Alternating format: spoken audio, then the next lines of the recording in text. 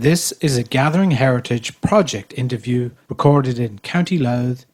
Now, I'm delighted to welcome GatheringHeritage.com, Joan Brady.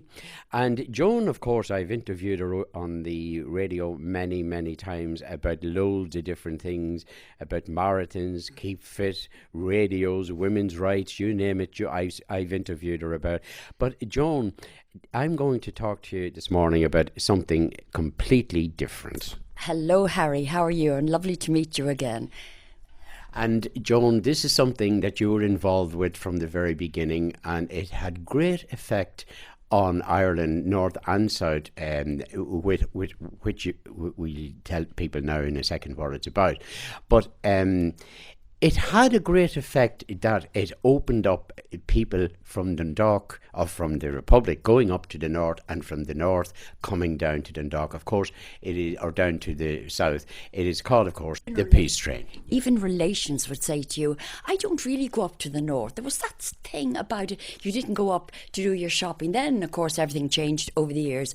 I was listening to reports on BBC, and I suddenly realised, this is dreadful. This is only down or up the road, all the fighting, the killing and whatnot. So I rang up Bride Rosny, who later became a special advisor to Mary Robinson, our President Mary Robinson, a wonderful lady who's involved with lots of things. I think she worked in RTE, and she's also involved with Interests with the Blind.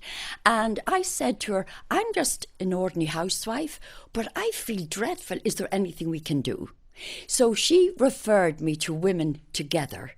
And Pat Campbell there coerced me into joining Women Together, go up to the north and listen to what they say to inform us here in the south that the ordinary everyday people are our friends, but spoiled by bigger issues. And Joan, the Women Together, was that, what kind of an organisation was that? That was for ordinary women to come together and say, let's stand up as women and have our viewpoints made, because we don't want this going on. And it was a very, very balanced, even little organisation, and they became my friends over the years. And Pat Campbell might be remembered for having all sorts of things that happened, members of the family and that, no more than anybody else. And she was a wonderful lady, and lots of people like that. So in turn then, she had introduced me to the Ashgrove Community Centre in Portadown, and that's where my story really began, because we were with real people talking about real things. We also were with them for fun, for information.